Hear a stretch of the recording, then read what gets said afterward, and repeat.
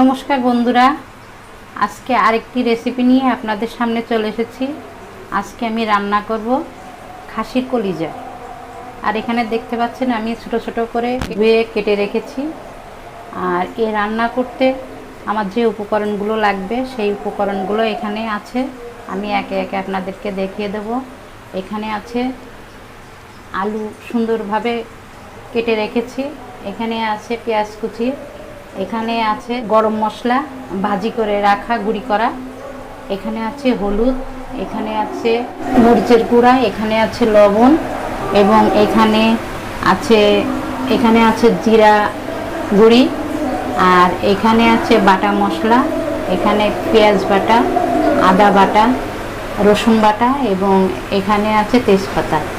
আমার এই উপকরণগুলো দিয়ে আজকে আমি সেই খাসির কলিজা রান্না করব। আর এটা আমি কিভাবে রান্না করব আপনারা প্রথম থেকে শেষ পর্যন্ত আমার সঙ্গে থাকবেন এবং দেখবেন আমি কিভাবে খাসির কলিজা রান্না করি।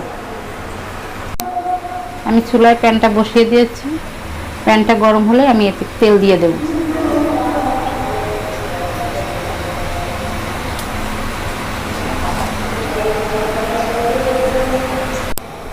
আমি এখন তেল দিয়ে দেব। আর তেল গরম হলে আমি এই যে এখানে আলু কেটে রেখেছি, এই আলুগুলো আমি সুন্দর করে প্রথমে ভেজে নেব।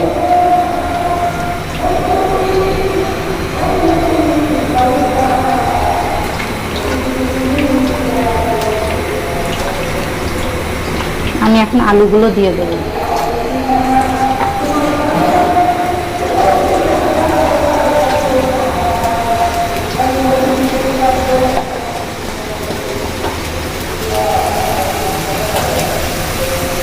দিয়ে দেব লবণ,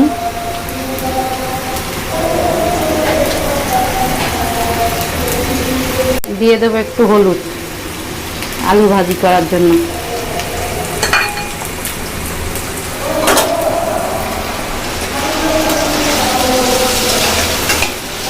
এটা আলুগুলো সুন্দরভাবে লাল লাল করে ভেজে নেব।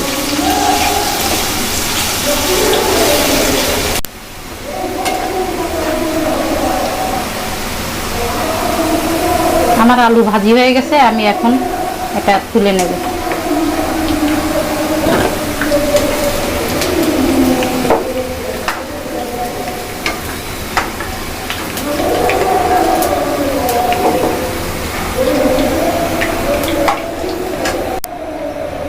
আমি এখন পেঁয়াজ দিয়ে দেব।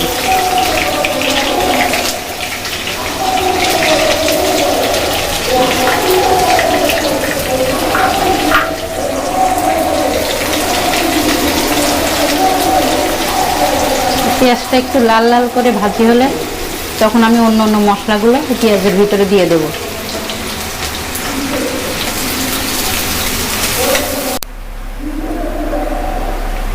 আমার পেঁয়াজ ভাজি হয়ে গেছে, আমি এখন কয়টা তেজপাতা দিয়ে দেব এবং এর ভিতরে গোটা গরম মশলা দিয়ে দেব।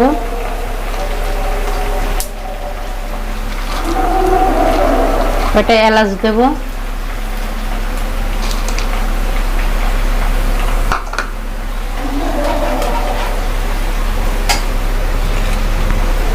দিয়ে দেব রসুন বাটা,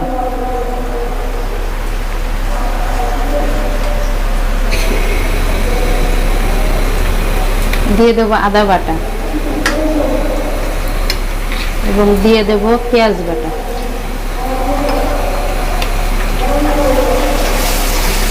এগুলোকে ভালোভাবে আমি কষাবো।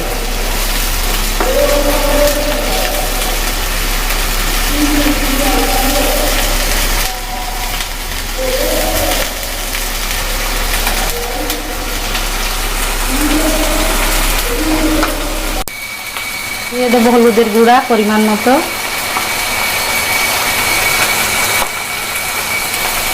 দেব মরিচের গুঁড়া,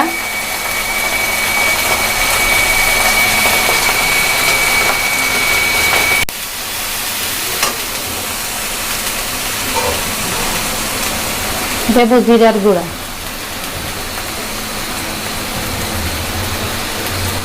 দিয়ে দেব লবণ।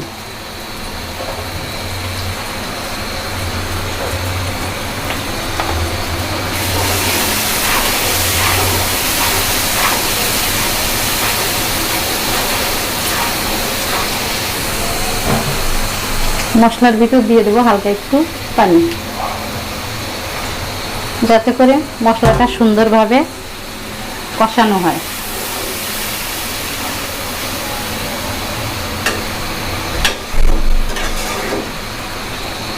মশলাটাকে একটু ঢেকে দেবো আমি অল্প সময়ের জন্য। আমি এখন ঢাকনিটা উঠাবো।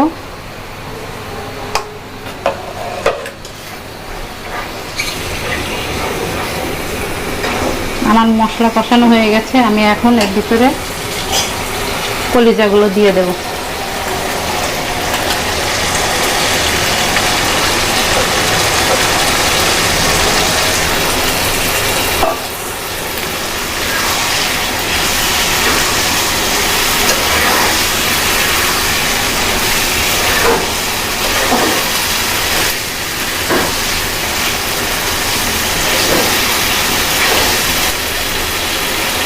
আমি এখন 5 মিনিটের মতো ঢেকে দেব।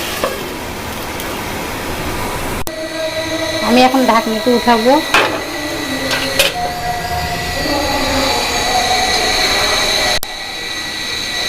দেখতে পাচ্ছেন যে কত পানি বের হয়েছে কলিজা থেকে।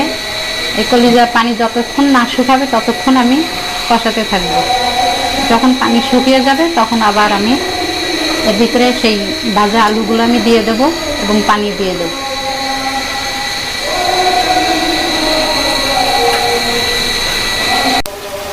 আমার কলিজা কষানো হয়ে গেছে। এখন আমি এর ভিতরে সেই ভাজি করে রেখেছিলাম আলু, সেই আলু দিয়ে দেব।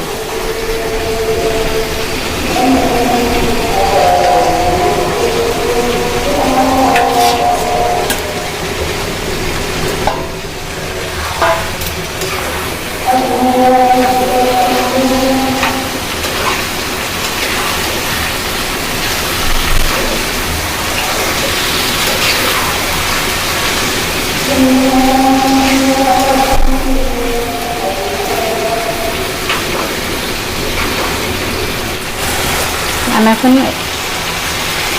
পানি দিয়ে দেব।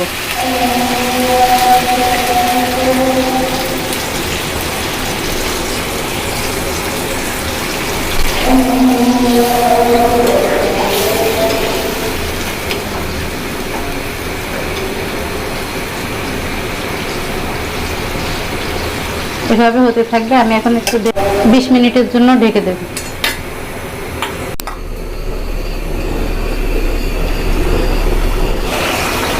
আমার রান্না প্রায় হয়ে গেছে। একটু পরেই আমি সেই ভাজা মশলা দিয়ে দেব।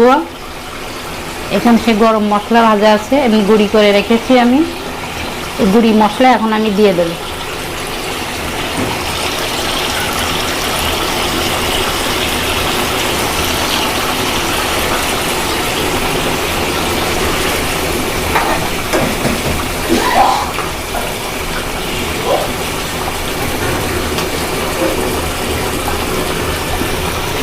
আমি 5 মিনিট একটু ঢেকে দেব।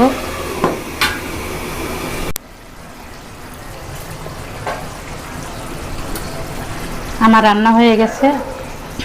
আপনারা দেখছেন আমি কিভাবে খাসির কলিজা রান্না করলাম। আমার এই রেসিপিটি যদি আপনাদের ভালো লেগে থাকে তাহলে অবশ্যই লাইক, শেয়ার, কমেন্ট করবেন এবং আমার চ্যানেলটিকে সাবস্ক্রাইব করবেন এবং আমার সঙ্গে থাকবেন। দেখা হবে নতুন রেসিপি নিয়ে। আপনারা ভালো থাকবেন, সুস্থ থাকবেন।